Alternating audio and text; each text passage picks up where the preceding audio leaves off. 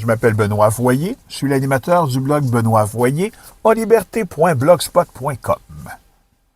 Paul-André Comeau est décédé à Bruxelles le 12 avril 2022 des suites de la COVID-19.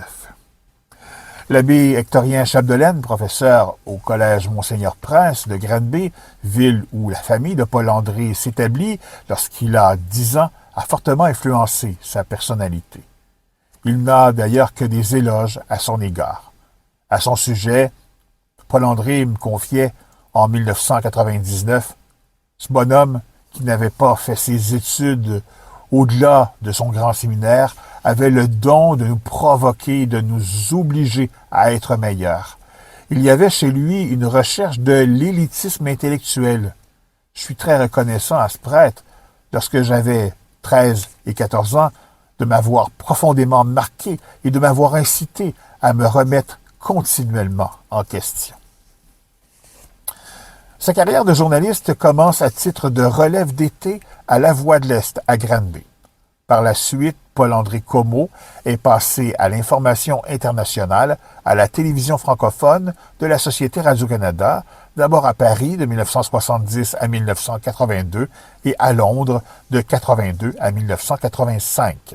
Par la suite, il a été rédacteur en chef au quotidien Le Devoir de 1985 à 1990, année où il devient président de la Commission d'accès à l'information du Québec. Enfin, Paul-André Comeau sera professeur invité à l'École nationale d'administration publique, l'ENAP, à Montréal. Pour se préparer à sa carrière internationale, il a complété une maîtrise en sciences politiques à l'Université de Montréal en 1965 et une DES de la Fondation nationale des sciences politiques de Paris en 1967. Pour se définir, Paul-André Comeau me disait en 1999, « Je suis un chercheur didactique. J'aime que ma recherche profite aux autres. Je ne pourrais pas vivre isolé. J'ai besoin de communiquer et de rencontrer des gens. Depuis toujours, ce qui me fait le mieux vivre est de faire des choses significatives pour la société. J'ai toujours eu la prétention d'être avec d'autres un instrument de développement culturel et un éveilleur qui amène les gens à réfléchir. » Comme l'écrivait le pape Jean-Paul II en 1999, toute recherche humaine est, en fin de compte, une recherche de Dieu. Ce fils de banquier, né le 9 mars 1940 à Montréal, ne sait pas si c'est à cette recherche honnête et constante de la vérité qu'il doit son excellente réputation. De toute façon, cette question n'a pas grand intérêt pour lui. Elle n'en a jamais eu. Même si il est flatté que sa renommée l'amène à ce qu'on le consulte publiquement, il importe pour lui qu'on comprenne bien qu'il s'est interrogé sur la pertinence de cette rencontre, qu'il essaie de comprendre et de présenter son état de la situation et ses hypothèses, et surtout qu'il est à l'écoute. Sa tendresse envers sa femme et la fidélité qu'il lui voue ont toujours eu une grande importance pour lui. Ils ont été une quarantaine d'années ensemble.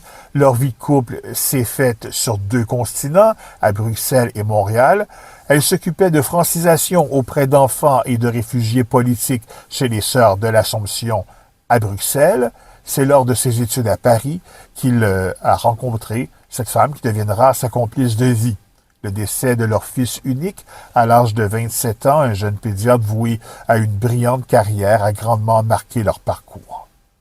En 1999, en faisant une introspection, Paul-André Comeau me disait « Je n'ai jamais la certitude d'avoir réussi et je n'ai pas la conviction d'avoir trouvé la réponse définitive à toutes les questions que je pose. La valeur à laquelle je me rattache sur le plan professionnel et personnel est la nécessité et le goût de toujours faire mieux la prochaine fois. C'est presque une obsession en moi.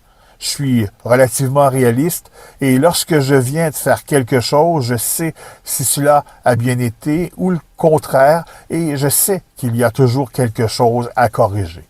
Je n'ai jamais été totalement satisfait de ce que je fais. Cela m'amène à pouvoir recommencer en me disant que je pourrais faire mieux telle ou telle chose. Dans un sens, je suis probablement en recherche d'absolu. C'est l'héritage que j'ai reçu d'un professeur de l'externat classique.